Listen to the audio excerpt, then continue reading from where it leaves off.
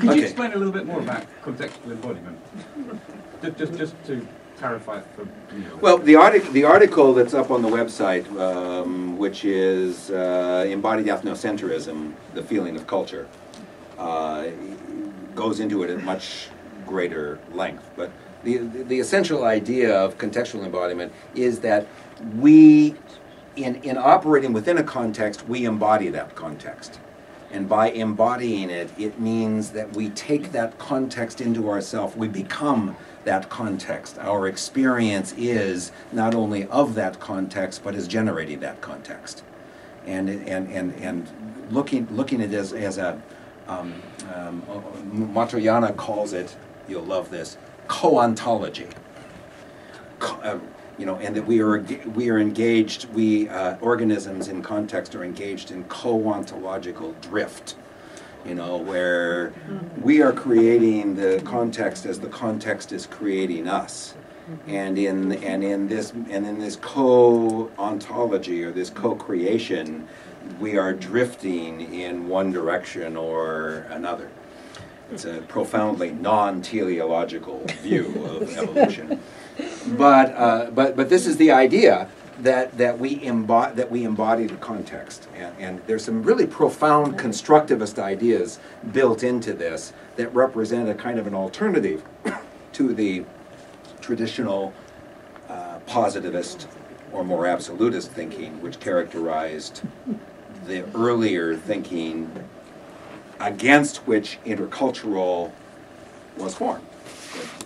In essence, intercultural communication is in opposition to absolutist thinking, but not in any kind of simple cultural relativism way, but in this more complex embodiment way, I would argue, and I think increasingly others would argue.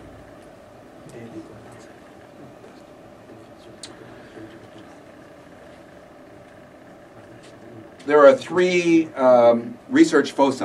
I'll now shift to the next to the last topic. The three research foci that have characterized intercultural communication. The first of those foci have been, I think, the primary, the center of the field, and that is how do we communicate with others across cultural worldviews. If we embody a cultural worldview, and I have my cultural worldview and you have your cultural worldview, how do we communicate with one another if we're not sort of standing on the same ground? Do we have to create similarity for that communication to occur? How much and if so, how much do we have to create? How do we deal with the differences? Do we have to ignore the differences to communicate? And these are the questions that interculturalists have and continue to struggle with. Most of you, I think, are familiar with the idea of creating an etic structure for comparing one culture to another. An etic structure is something that crosses cultural lines, but does so in a way that is clearly constructed, not a way that exists in the world, but one in which is constructed for the purpose of comparing cultures. This is what Edward T. Hall did, essentially, was to create these things. And one of them, and the most famous of them, of course, is the contrast of individualism and collectivism, which has been used by everybody, including Geert Hofstede and all of the other people who've sort of supposedly come up with alternative systems to some of the original ways of... But all of these systems... Hofstede's system is a good system for looking at cultural differences. And so is Trompenauer's system. And so is Kluckhohn and Strodbeck, who were more of the original creators of the idea of value differences. And there are others, Lewis and others, who have come up with really good ways of looking at cultural differences. None of them, however, are absolutely true. They're all constructed categories for the purpose of looking at cultural differences. And they are for that purpose. They're not for the purpose of finding the absolute truth about what makes cultures different from one another. It's for the purpose of guiding our behavior in seeking ways of communicating across cultural context. Anyway, so here's one of them. Individualism, blessed be the child who makes it on his own. If you recognize that reference, you're really old. And collectivism, the rafter that sticks, I believe it's the... blessed be the child. It's either Chicago or maybe it's Creedence Clearwater Revival.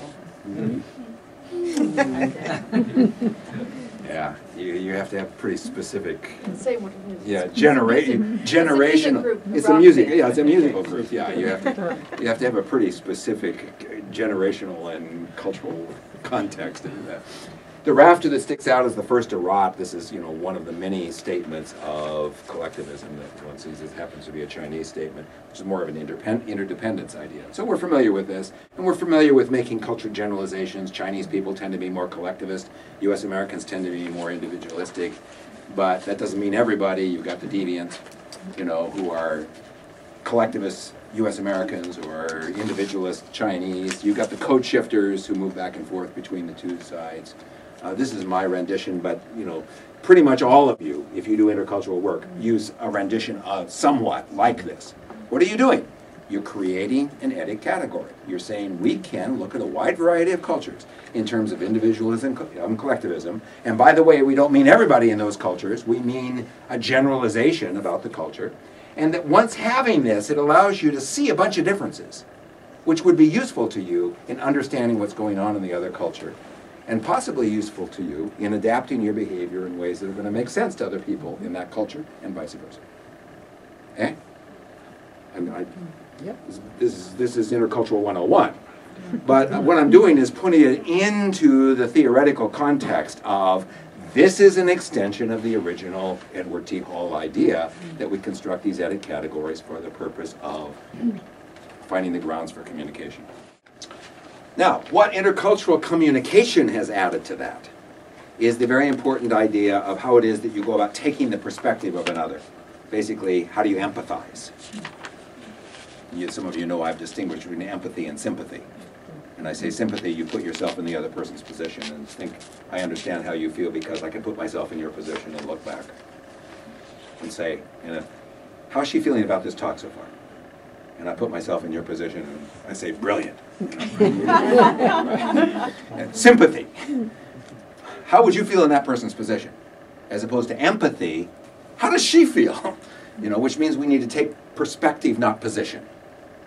So this idea, and this is pretty mainstream communication theory. So taking perspective is what we need to do when we have A and B, that are now cultures that are defined within their own context. What we do to try to begin to understand them is A creates a facsimile of B, meaning creates an idea of, well, here's the way B is looking at things. And B creates a facsimile of A. Well, here's the way probably A is thinking about things. And the attempt to interact between the two then occurs, ideally, from these facsimile positions, not here. So it's not me, B, trying to understand A, because I can't. But it's me, B, trying to understand how A is thinking about him or herself, which then allows me to then say, well, let me think about A in terms of my imagining A. And B is doing the same thing. In our case, we're trying to set up this kind of more mutual situation in which A and B are both doing this simultaneously. So here I am trying to understand you Italians, and you Italians are here trying to understand me Americans. And we have our facsimile view of the other, which we hope is modified by who we are individually as well as our cultural experience. And what we can do with that is to then generate the third culture construction. And third culture, Prosser, but others, are using increasingly third culture to refer to what happens when people attempt mutual adaptation. And it is a construction, that A and B are constructing this third culture position. It is the value of diversity doesn't come from A and B being there. It doesn't mean anything. It probably just causes problems. The value of diversity does not come from B being good at understanding A. That just means that you've got somebody doing therapy, and it may be necessary, or delivering services, or marketing well, or doing something. But when you want the true value of diversity, that is the synergy of differences working together, A and B both need to be trying to adapt to one another in such a way as to generate a third position, which in turn then yields the value into the context.